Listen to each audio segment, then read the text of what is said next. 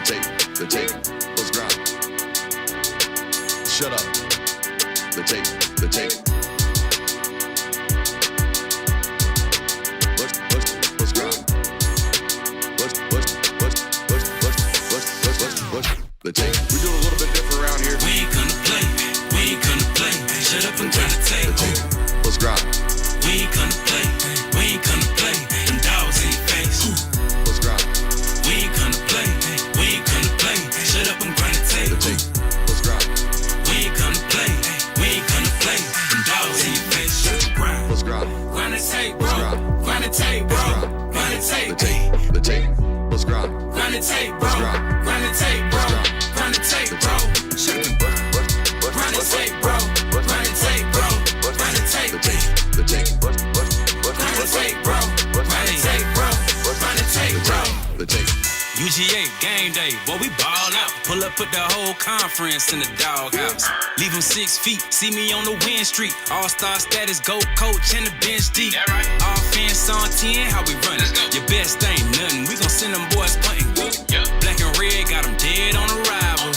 Defense hunker down for the tie. Hey, you don't want it with the dogs. Found guy on it, you don't want it with my dog. Break it down, play by play, that's the day-to-day. They know we ain't come to play, boy, it's UGA. Kirby Smart, I cannot play the fool. Back to back, we did not come to lose. Back to back like we got something to prove. Pay your dues, dog nation on the move. What's up? We do a little bit different around here. We ain't gonna play, we ain't gonna play. Shut up and grind the tape. The tape, the tape. We ain't gonna play, we ain't gonna play. Them dogs in your face. Let's grind. We ain't gonna play, we ain't gonna play. Shut up and grind the tape. Shut up. Let's grind. We ain't gonna play, we ain't gonna play. Them dogs in your face. Shut up and grind. Let's grind. Grind the tape, bro. Let's grind. Grind the tape, bro. Grind the tape. The tape, the Shut tape. up and grind. Let's grind. Grind the tape, bro. Let's grind. Grind the tape, bro. Let's grind. Grind the tape, The bro. tape. Shut up and grind. Grind the tape, bro. Grind the tape, bro. Grind the tape. The tape. Shut up and grind. Grind the tape, bro. Grind the tape, bro. Grind the tape, bro. Shut up.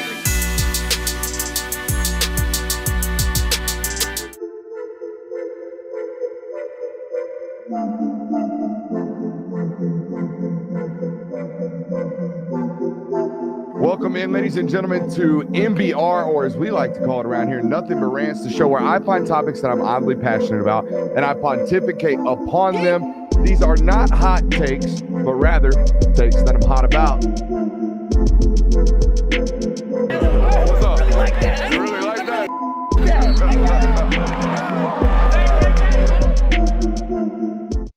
What is up, ladies and gentlemen? Welcome in to the Film Guide Network. On a fabulous Sunday evening, you know how it is around this time of the year by now. You should know. We should have you well and properly trained at this point in the season.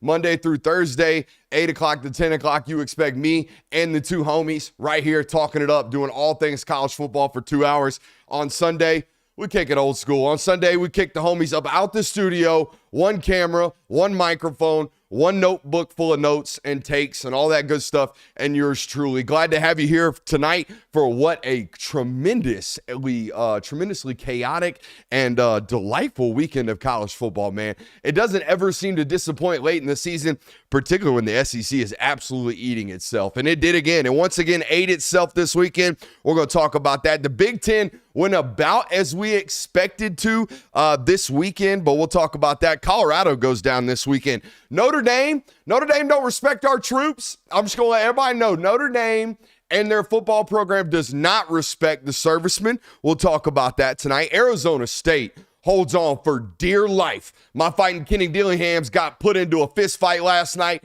Just anaconda death squeeze for 4 quarters against BYU, come out on top. And Georgia gives up way too many yards on the ground to a UMass football team. We'll talk about it tonight. Make sure you're hitting that thumbs up button. Make sure you're subscribing. If you are new to this network and at any point tonight you enjoy yourselves, please subscribe to the network. We are on our way to 37,000, and then after that on our way to 40,000, and then on the way to the daggum moon. Hopefully you join us and take that ride with us here on this network. Appreciate you guys for being here tonight. Let's get after it. Let's start in the shoe there with Ohio State and Indiana. And here's what I will preface tonight's show with.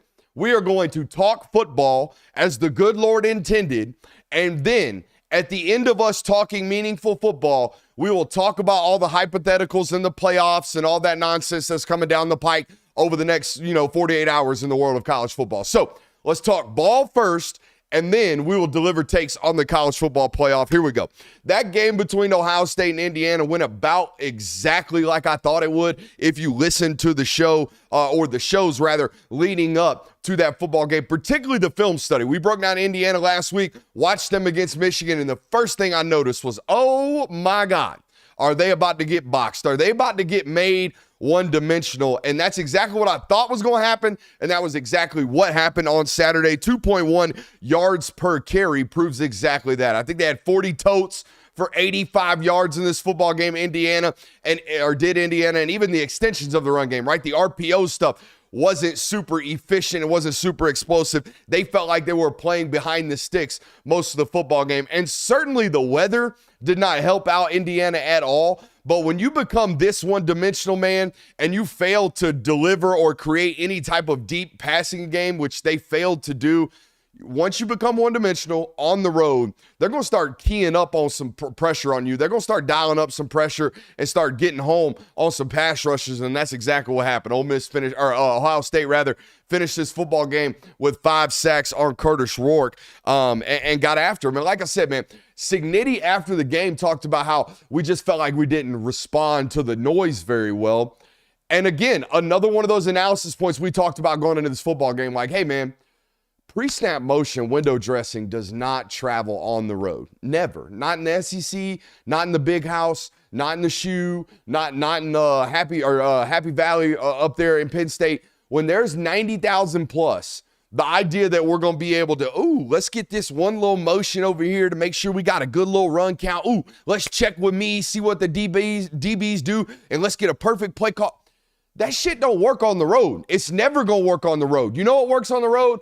Lining up and beating the guy in front of you. You know who can't really line up and beat the guy in front of him for 4 quarters? Indiana. You know why? Because Indiana don't have the football players to do that against a football team like Ohio State. Kind of like we were telling you all the way leading up to that. We know Indiana won the games they're supposed to. We know Indiana, good, undefeated football team. We know they were going to get outmatched. And that's exactly what happened in that football game. Now, there were 2 massive momentum swinging football plays in that game that had nothing to do with offense or defense. And on this network, we don't talk a whole hell of a lot about special teams. You will never see me break down film on special teams. It's not what we do here. However, you drop a punt snap, and it creates a short field, creates a touchdown, and you give up a punt return for a touchdown.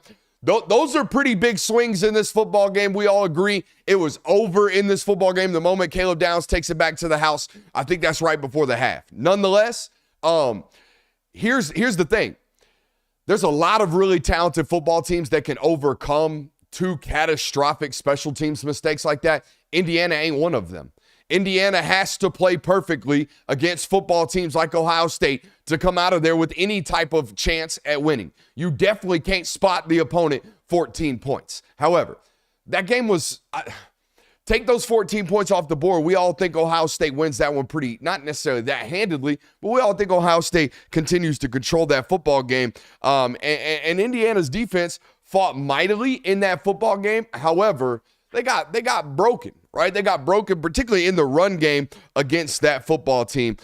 Sure, Indiana came out and they forced a 3 and out and then drove the ball right down the field and scored a touchdown. But after that, man, particularly on the offensive side of the football, after that, man, game plans were out the windows and it was about players beating players, right? And you saw what happened. Ohio State completely boxed Indiana's offense, as we most likely, or as I said, as most of us expected. I do want to point out that there's been a lot of return on investment from portal acquisitions, right? I think most notably Cam Ward down there in Miami, going to be in New York for the Heisman, even though we think Travis Hunter's likely going to win it, right? There's been a lot of tremendous return on investment in the transfer portal. Cam Ward being most notably. I think Caleb Downs might have been the most valuable purchase this offseason. I think he won that game against Penn State, not by himself, not single-handedly. I think him and a combination of Will Howard's legs beat Penn State for them. But I thought Caleb Downs was like the most important football player in this football game, and he was the most important acquisition for them this past offseason, and it's paid dividends, tremendous dividends for them in this football game. So yeah, tip your cap to Caleb Downs and tip your cap to that collective, right, for getting him in there and getting tip your cap to Ryan Day for getting him up there as well and maintaining those relationships that they had with him dating back to high school for those guys. And going into this, as this game ended, right, there's a lot of questions about, hey, did Indiana do enough? Did they win close enough to be considered a college football playoff team? My answer would be no if that game were in a vacuum. But the SEC teams did not handle their business. They did not handle their business. I also love watching the end of that. If you watched in a vacuum, how about all that, hey, we're doing enough to win this one close enough, posturing that they had late in that football game. I think they're down 16 points, maybe 23. I think they're down 20. Indiana's down 23 points with 8.5 minutes left in the fourth quarter. Game's in hand. They're definitely losing. It's like game over. Mathematically, you're not going to come back in this football game, but mathematically, we can make this thing close enough to where the college football playoff thinks we've won this one or lost this one close enough and respectfully enough. So you know what they did? They went on a 7.5 minute scoring drive. Did Indiana, down 23 points. They went on a 7.5 minute scoring drive to bring this one within 16 points, I believe, if my math serves me correct. Good on Ohio State for turning it right around and going down and scoring again on them. But, real valiant effort and posturing towards the end of that football game to lose close enough. It doesn't matter because the SEC didn't handle their business. But, after the end of that football game as an SEC truther, Indiana loses considerably and decisively.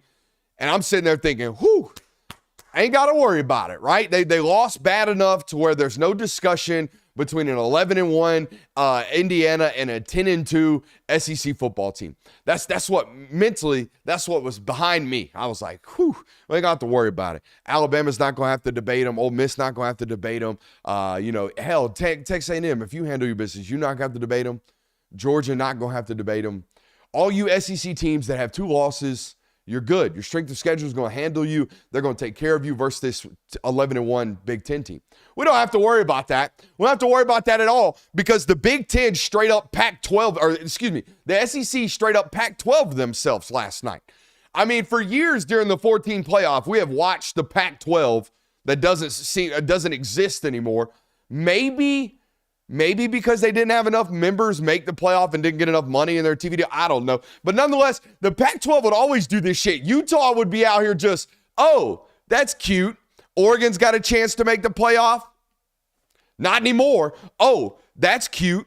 Insert Pac-12 team that's got 1 loss, got a chance to make the playoff.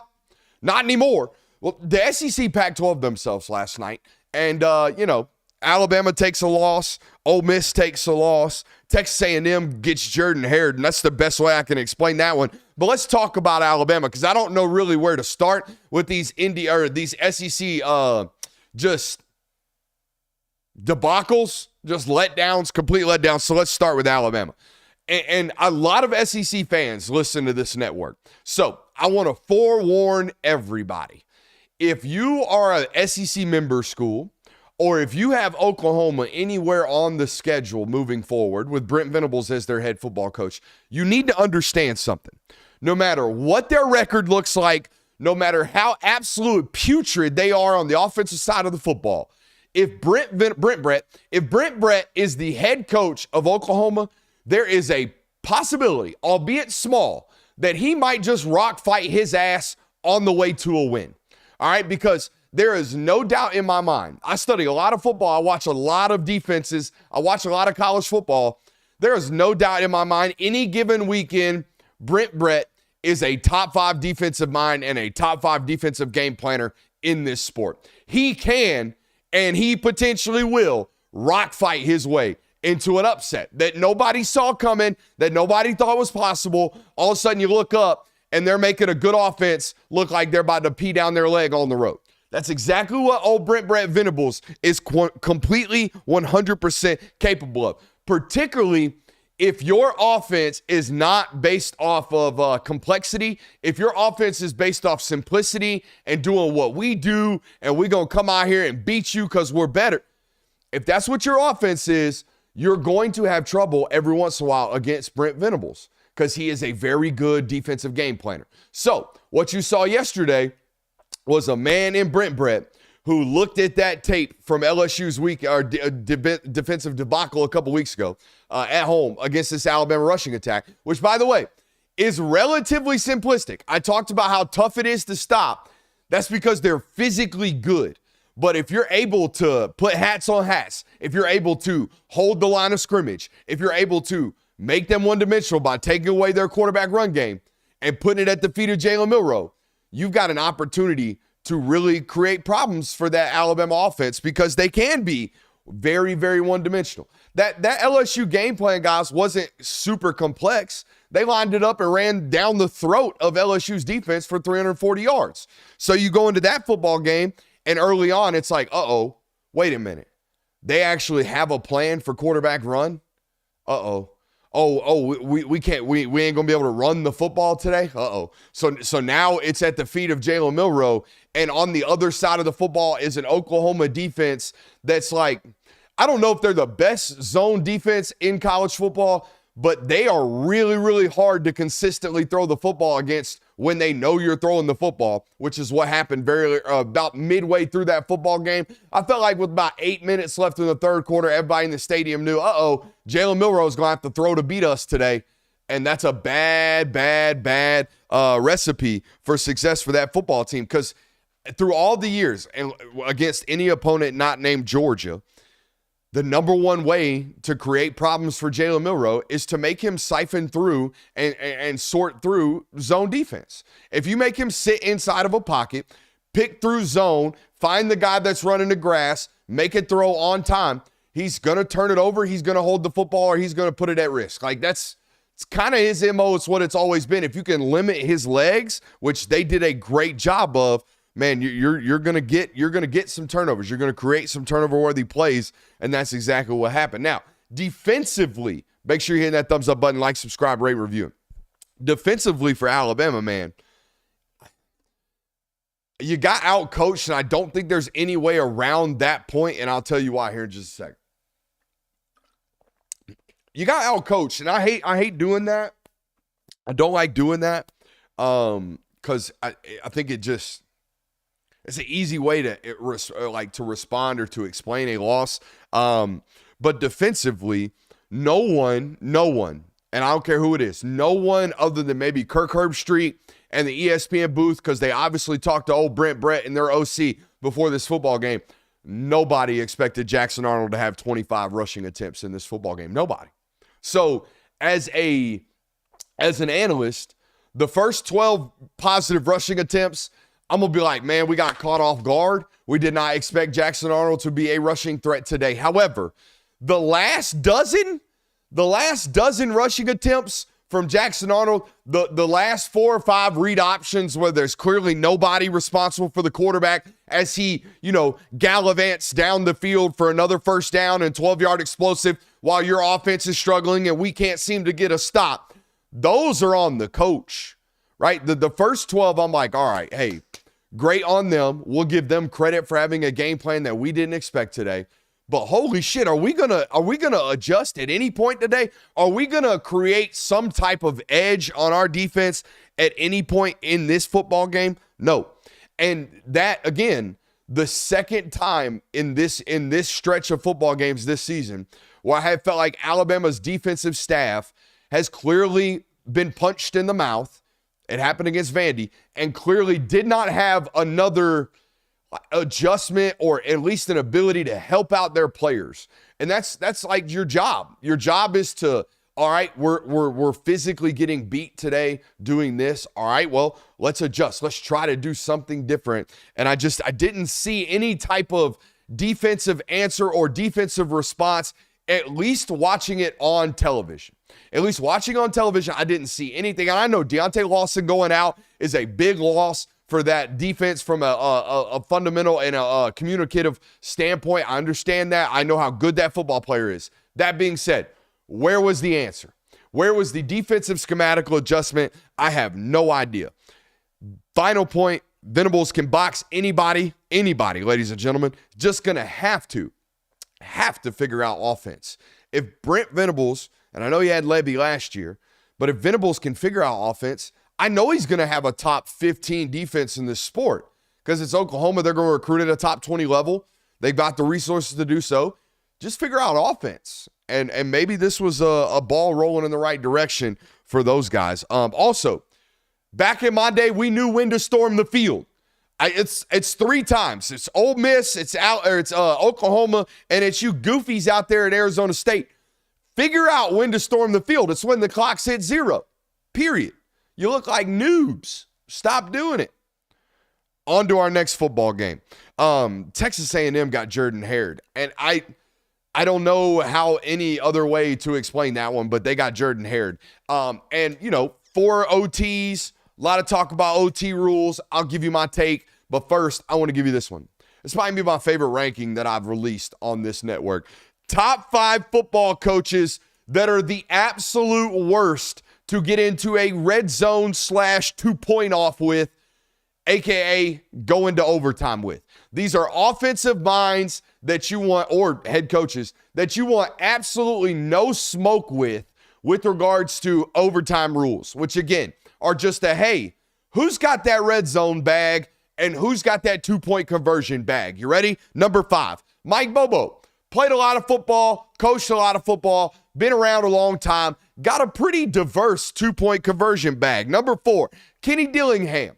Very young-minded, complete opposite side of this, but got that boy Scatterbo, don't want no business with it in that red zone. Also, Sam Levitt, good legs on the cat. Really creative coordinator as well. Number 3, Gus Malzahn, don't want no smoke with a guy who's got years and years and years of an option bag and probably has a dual threat quarterback. Number 2, Dan Lanning basically lives in 4th and 4. I got to coach this and call this for my life. It's the way he lives life. I don't want anything to do with Dan Lanning in a situation like that because Lord knows he ain't afraid to die. And ain't nothing scarier than standing across the line from a sudden death situation with an individual who ain't got no fear for death.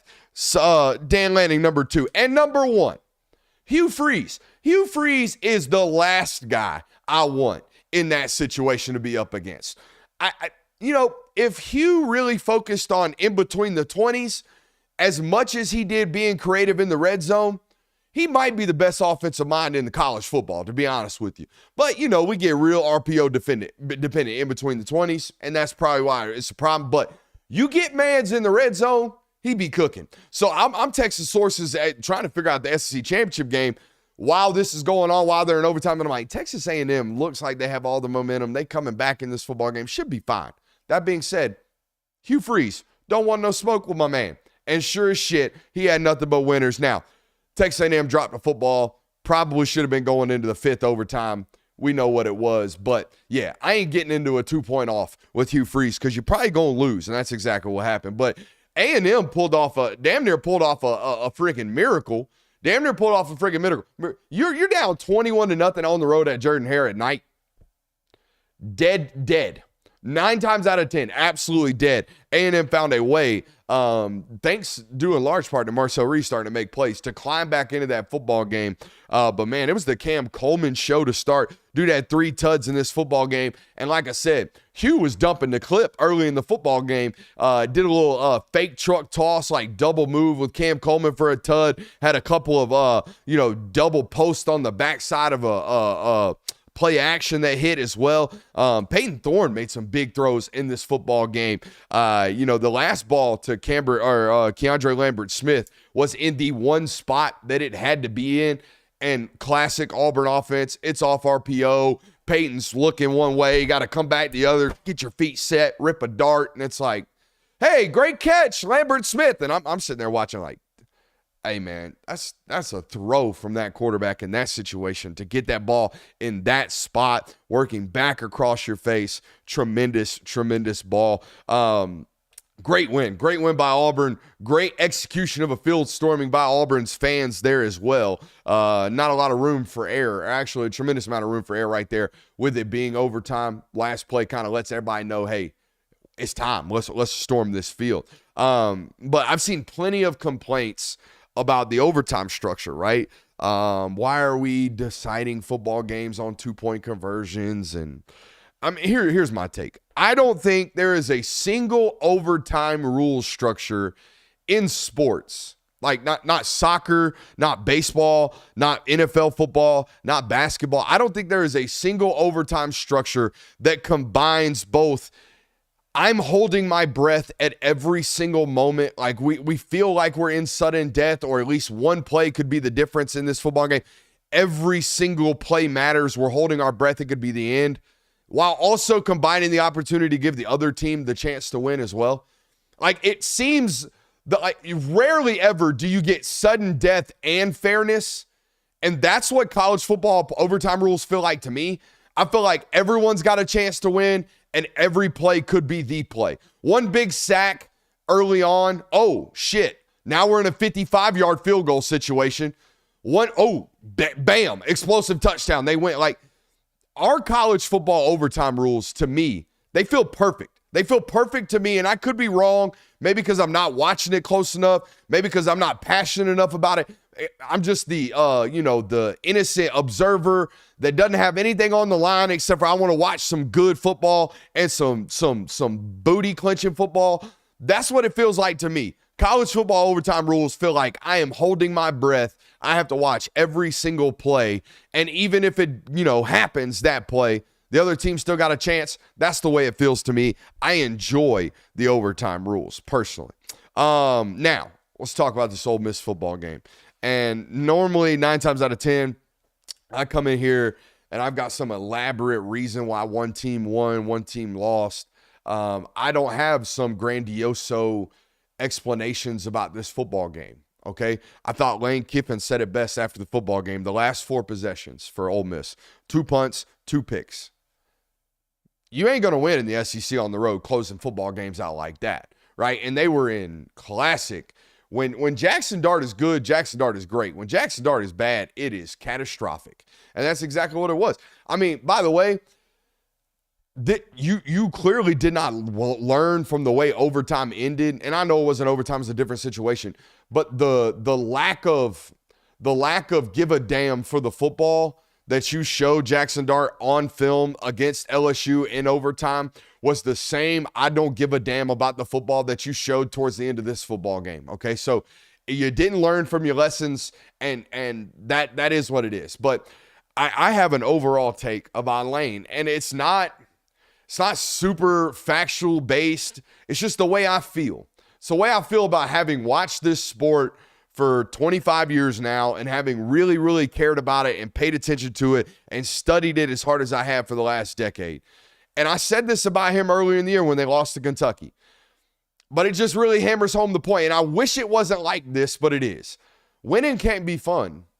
Like, winning at its highest levels, winning like it takes and consistently winning like it takes to win a national title, even in the 12-team format, it just can't be fun. You have to be miserably obsessed with victory, and you have to be miserably obsessed with the things that require to win every single week, that you just can't have fun. It's why Ole Miss is capable of beating Georgia one weekend at home while simultaneously being capable of losing at home to Kentucky.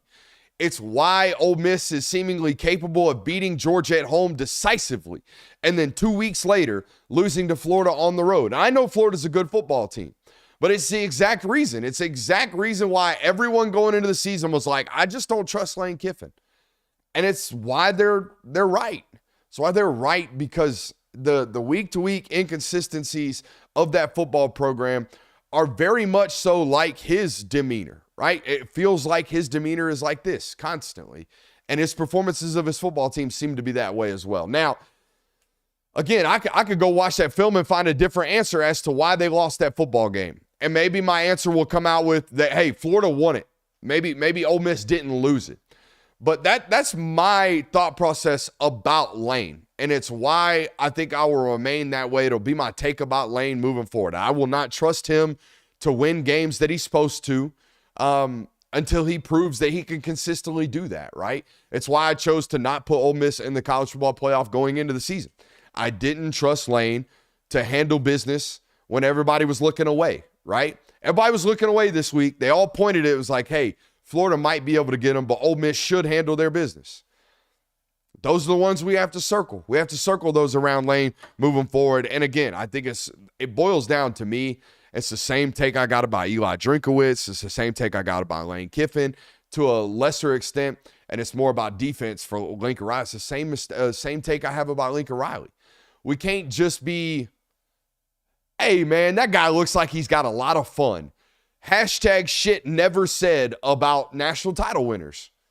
We don't say it about them. So, yeah, just misery and winning. That's all you're allowed to have to be a great football coach in college football, man. I think it has a lot to do with the fact that we do in this sport cover, very young people, right? Your football guys or the football players that you're coaching are very young people. They're very susceptible to riding the wave, reading their own press clippings, doing all the stuff that gets you beat, right? Complacency, all that good stuff. All right. Where are we at? So those are the SEC teams not handling their business. At least Penn State did.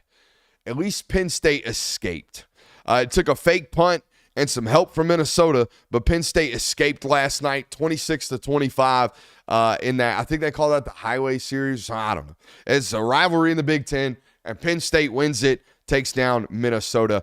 Minnesota, PJ Fleck, what are you doing? What are you doing? I think it's 4th and 3, ball at midfield. Penn State's about to punt it back to you, up 1. Yeah, why are you not in punt safe? Why are you not in punt safe, man? I mean, I'm a credit first, criticism second. So let me. Hey, great job, James Franklin. The ball's on you for calling a fake punt right there. Honestly, great call, coach, because if you don't make it, everyone's shitting on you this week because, hey, Minnesota's given the ball basically in field goal range. Game would be over. So great job. Humongous huevos for James Franklin to call that play in a ball game against a Minnesota 6-5 football team that you probably had no business only being up by 1 in the fourth quarter. But great job by you on the other end. What are you doing, PJ Fleck? In that 3-inch binder that you give your football players, that you make them recite all your coaching cliches, anywhere in that binder does it say, hey, coach, be in punt safe when we're only down 1, ball in the middle of the field? Hey, anywhere in that, coach, does it say somebody might be in punt safe when we're in the middle of the field in general? Like, no matter the situation, if the ball's in the middle of the field, you should be in punt safe. Watch the fake. Watch the fake. Watch the fake.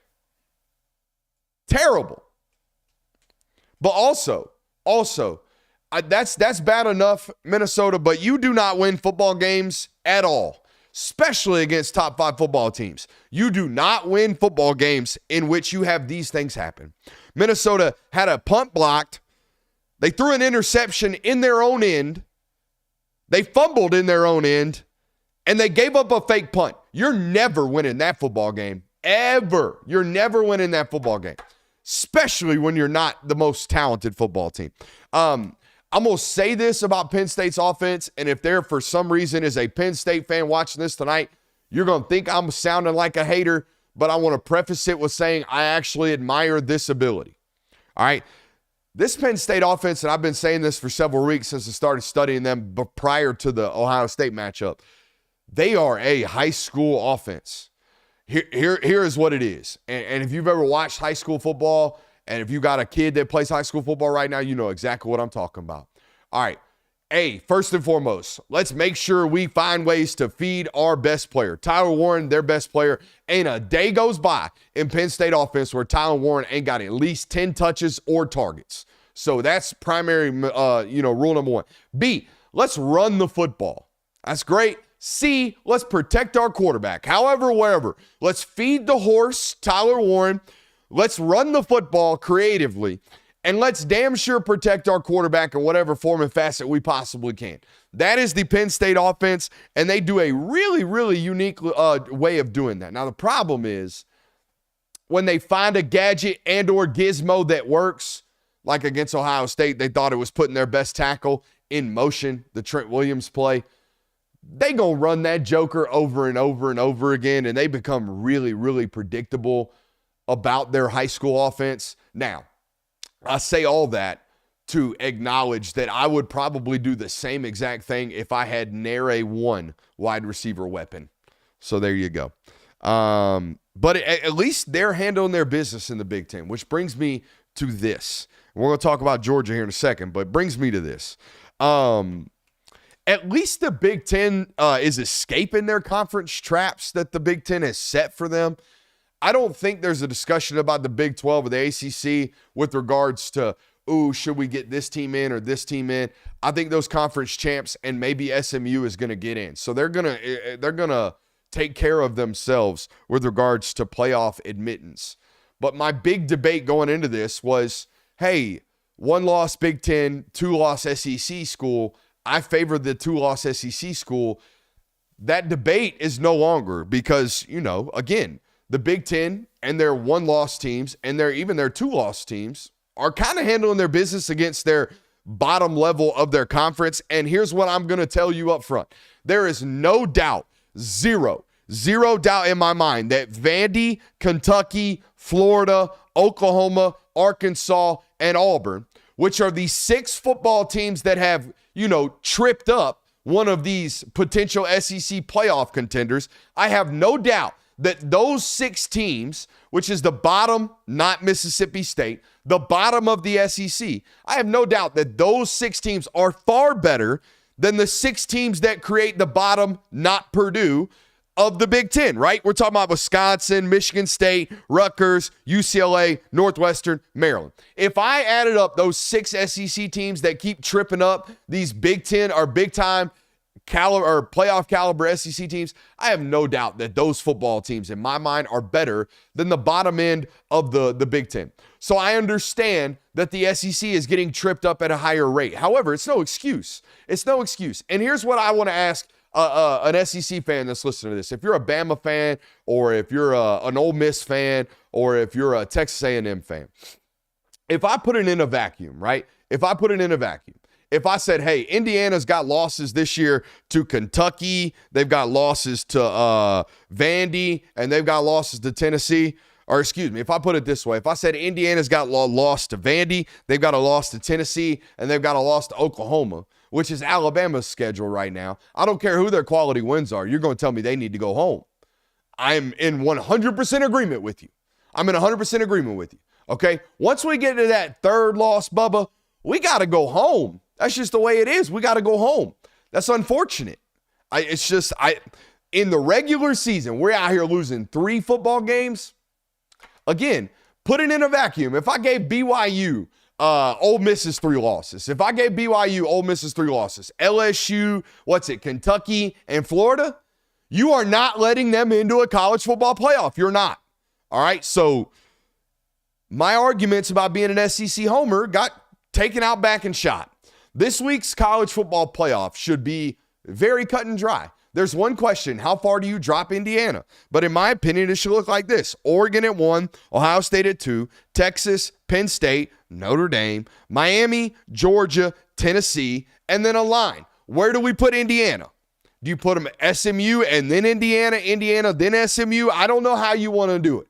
But that's where they're going. Clemson's going at 11. I'd put Arizona State at 12, but Boise State gets the automatic bid. By the way, we got a lot of people that are going to get some real hurt feelings. Y'all, I don't know if y'all been paying attention to what Boise State's doing. Boise State is limping their ass through their non-Power 5 schedule, and they're going to get graciously invited into this thing while the rest of us are bitching, moaning, complaining about these Power 4 schools.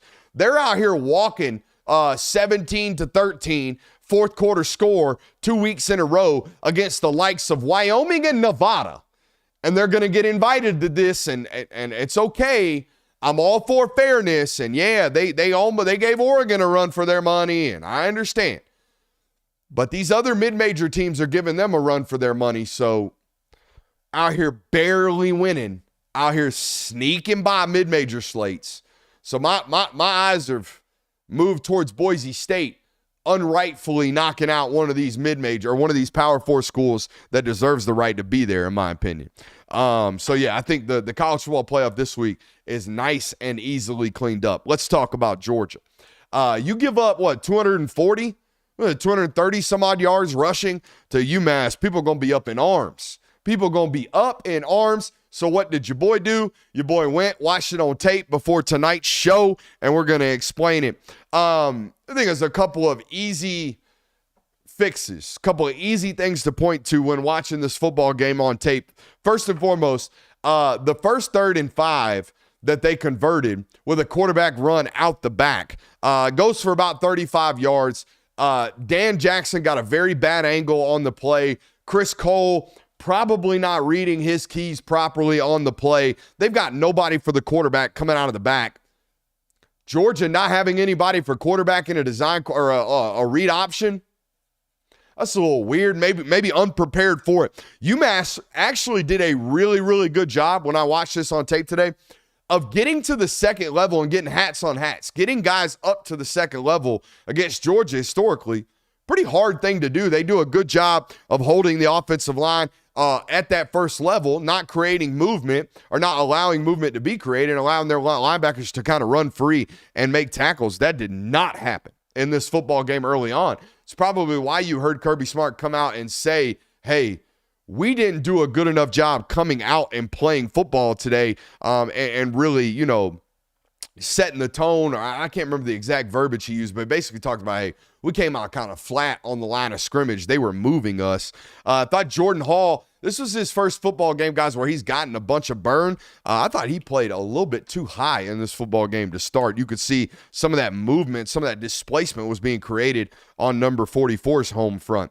Another bad angle by Dan Jackson it created another explosive run late on in that football game. Dan, the last 2 weeks, has had a bad habit of sprinting to the first hole and the first grass that he sees. That's not your job. You're the third level. That first hole is supposed to be occupied by that linebacker's level, okay? We can't sprint to the first grass that we see. What was happening Saturday is running backs were kind of running up into the line of scrimmage and then bouncing around. And then that's when, safeties are supposed to be running angles and cutting that stuff off.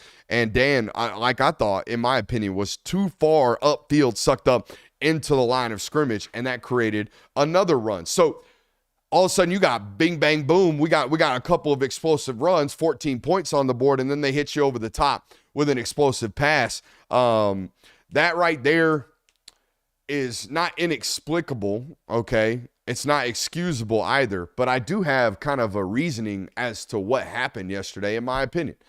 I think, to me, I wasn't out here grinding UMass tape, but when I see two, and they were rotating quarterbacks, but when I see both quarterbacks come in for UMass and either open up the wrong way or misread a complete, a complete run option, or are in bad pitch phase, what I'm trying to explain to you is I saw obvious signs on tape of UMass busting assignments on stuff that they were running, which indicates to me it was probably put in that week. I think it's pretty simple. Georgia came out flat on the defensive line, wasn't resetting the line of scrimmage. In fact, was having the line of scrimmage reset on them. That's a no-no. Can't have that happen. But also, looked to me like UMass was running some stuff that maybe they hadn't put on tape before. And the only thing that makes me think that was, A, Georgia was completely ill-prepared for what they were doing. It looked like based off just not even getting reset, but hey, there's nobody for the quarterback. Well, why is there nobody for the quarterback? Maybe because they were doing something in the RPO game that y'all weren't prepared for, right? That stuff shows up on tape and it sticks out like a sore thumb. Georgia doesn't have guys not accounted for when things on tape were prepared for, right? You see what I'm saying? So I think UMass came out, did some stuff that y'all weren't necessarily prepared for, particularly in the quarterback run game and in the run game in general. And that's going to lead to some creative explosives for the other team, right? And then like I said, the the one-on-one shot in the second half for a touchdown, man, that's a score for score's sake, right? Like there's no coaching that one out. It's like, hey, play the ball better, Dan. Don't knock Daniel off. By the way, those two things, a lack of preparedness and an unwillingness to punch at the line of scrimmage, I don't foresee either of those things happening moving forward for the University of Georgia. Anybody else? I don't foresee a lack of preparedness this week against Georgia Tech.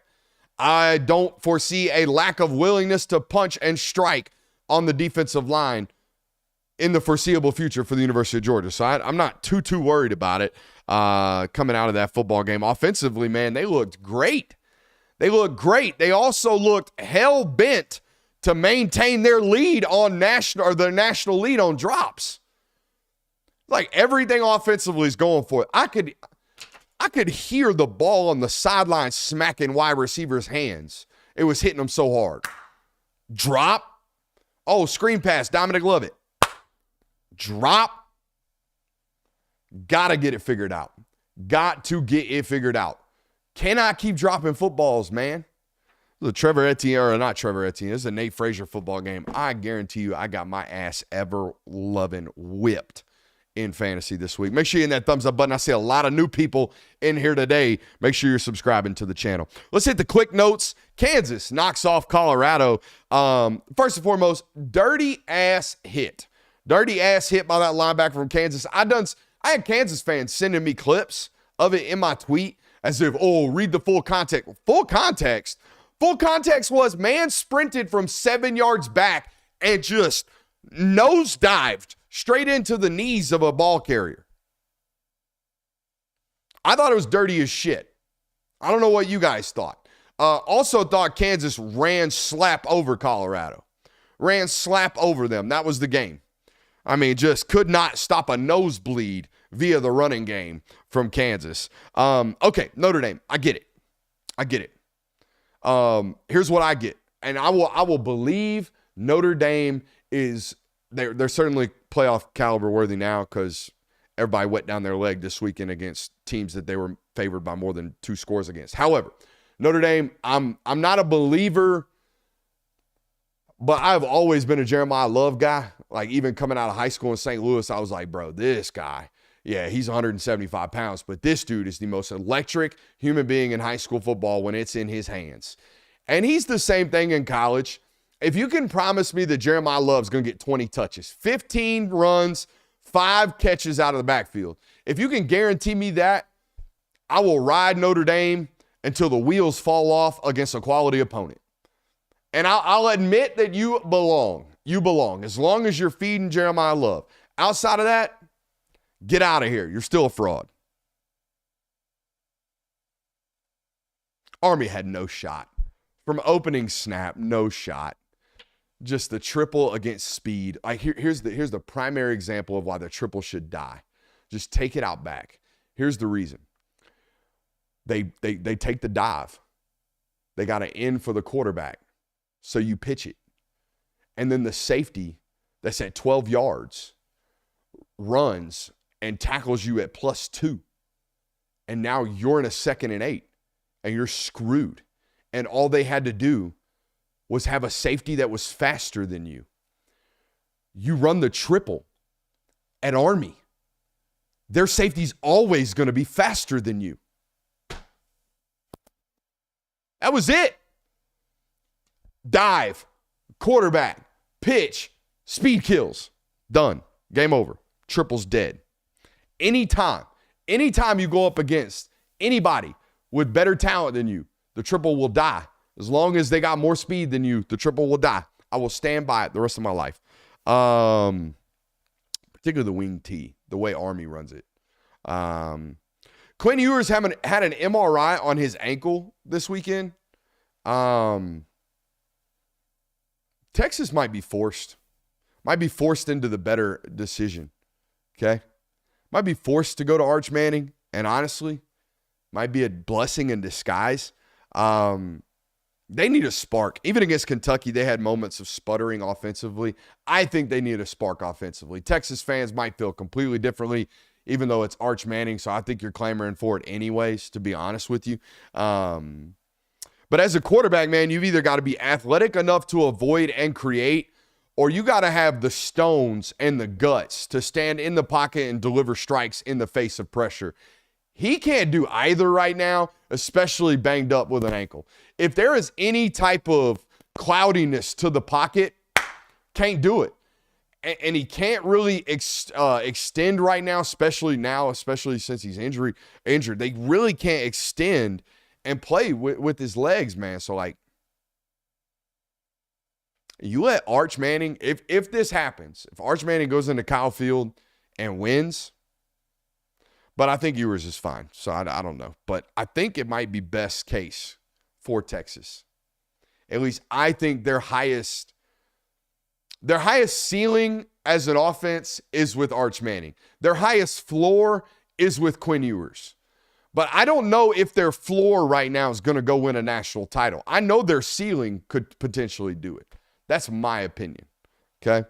I see the Super Chub. We'll get to it right now. Kirby Smart put in a lot of true freshmen this week when he normally doesn't. Did he wait to do that intentionally for the last stretch, or did the drops play a factor in that decision? Zacoby White was on the field last week against Tennessee. Y'all just didn't see him because he didn't get the ball. Nitro Tuggle was on the field. Y'all saw him because he got the ball. Last week was the deploring of offensive freshmen. Okay, this week it was by score, not by design. Okay, so I think he wanted to get those guys into the field anyways. VS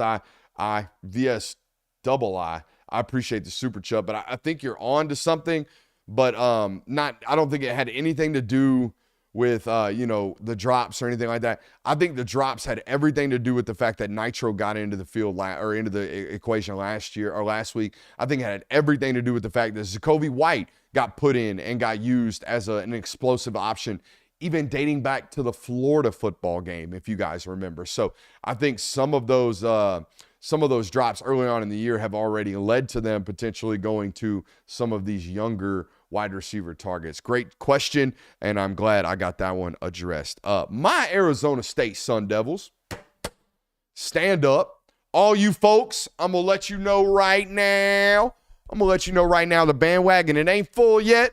I'm still taking applicants, okay? The only rule on this short bus bandwagon, you cannot be 6'4 plus. If the Lord blessed you with height, this ain't your bus. Get on off or sacrifice a few inches. Come on. Short king bandwagon right now. Arizona State had it week 3. If you were on this network, you'd be like, why is this lunatic out here talking about Arizona State? Because I seen it. I seen it with my own eyes. Them sons of bitches fight like their life depended upon it for that man, Kenny Dillingham. And guess what? Guess what happened Saturday? Them 5'4", ain't got no height looking sons of guns hopped on the back of that giant, aka BYU. They put them in a stegum stranglehold, and then they just held on to them for 4 quarters until they just fell over right at the end, right in the middle of the 4th quarter. I mean, that giant that is BYU slung that anaconda that was on their back all across the room, slamming it up against the wall, trying to do the old jump technique where the guy's got you back and you're like, no, I'm going to land on you. None of it worked. Arizona State held on for dear life for 4 quarters. I seen it with my own eyes. Arizona State going to go on to win the Big 12. Arizona State going to go on and win the Big 12, and nobody believed me. They thought I was trolling. To start the year. Oh, Brooks don't really mean that. No. Scatterbo, baby. The Amish, the whole religion on his back. My Arizona State Sun Devils. Come on. Whoo. Boise State, I already shit on you. I see you squeaking it out. I do. I see you squeaking it out. Chat's got it. Mini Me versus Austin Powers looking ass game. That's what that was right there. Let's talk about the biggest winner of the weekend, and then I want to talk about the biggest loser of the weekend. Biggest winner, Tennessee. Massive winner this weekend was Tennessee, man. Holy shit. You get to play UTEP at home, And then all of a sudden chaos breaks out, and hey, here we are, right back in it. Like you never doubted me, baby. Never for a moment was I out. Tennessee right back into the college football playoff discussion. Just don't get nabbed by Vandy. Hey, that's that 5'11 joker that trained judo. He got a purple belt. Don't get dragged into the deep water. Don't get dragged into the deep water this weekend, Tennessee. Handle your business. Get that bye during the SEC championship game, and then go on and handle business against Notre Dame up there in Indiana. Because I'm sure you're going to be on the road. That's all right. Go handle your business. Tennessee, massive winner. Massive loser, Eli Drinkwitz. I know you beat Mississippi State 39-20, but I am sick and tired of Eli Drinkwitz out here looking like a big old high school bully when he's beating the shit out of somebody and then wants to, when he's not. We stood on business, Josh. Telling Mississippi State players to shut up or I'm going to score some more. Congrats. You're beating Mississippi State by 19 on the road. You printed the bowl-bound shirts. Congrats. Everybody's laughing. They should be. I'm laughing. I think it's unprofessional. Okay. And what's that? What's that? Win with grace, all that stuff. Lose with class, all that stuff. You're gonna get your comeuppance. Eventually. No different. You know what? I got on Lane earlier. Lane calling timeouts up 18 points with the ball against Georgia as the clock's going to run out and as his fans are storming the field, calling timeouts just for Georgia to sit in it just a little bit more, just to embarrass Kirby Smart just a little bit more. You know what you got this weekend? You got the football gods pissing on your playoff hopes. That's what happened. I love when the football gods get righteous. Football gods coming for you, Eli. They're going to come for you, Eli. Every single time you test them football lords, they coming for you, baby. They coming for you. Make sure you hit that thumbs up button. I'm coming for it. I'm coming for 40,000 subscribers. I'm going to be there before you can even blink an eye. I hope at least. Appreciate you. Love you. I'll see you tomorrow.